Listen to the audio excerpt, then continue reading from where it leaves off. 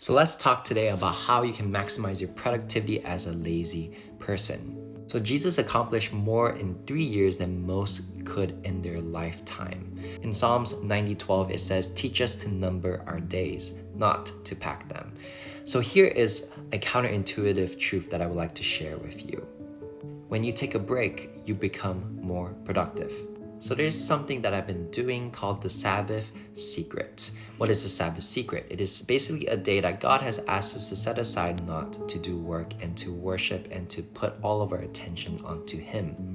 In Genesis 2:2, it says, God modeled rest before work. And also in Exodus 20:18-11, it says, remember the Sabbath day by keeping it holy. 6 days you shall do labor and all your work, but the seventh day is a Sabbath to the Lord your God. A Baylor University study showed that Christians who kept the Sabbath are 18% more times productive throughout the week.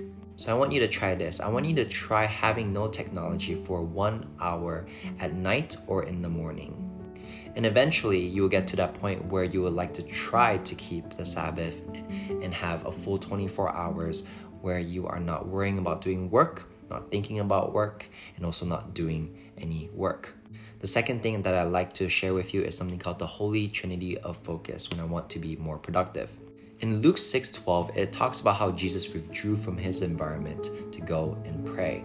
That is basically the concept of the Holy Trinity of Focus. The first of these things is something called the prime time, where I take 2 hours to do all of my top priorities and my top tasks that I need to finish that day.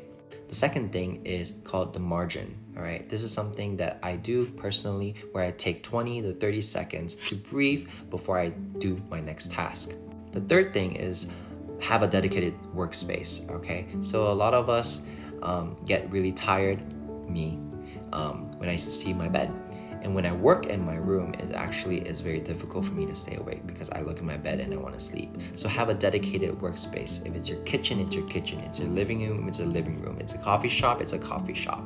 And the third thing is a little bit more religious and spiritual, which I do love to talk about, obviously on my page, is something called the productivity litmus test. Before you do a productivity activity, I want you to ask yourself 3 things. This helps you align your soul and eventually it makes you more productive because it aligns with your mission as well. I want you to ask yourself 3 questions. These 3 questions are, does it bear eternal fruit?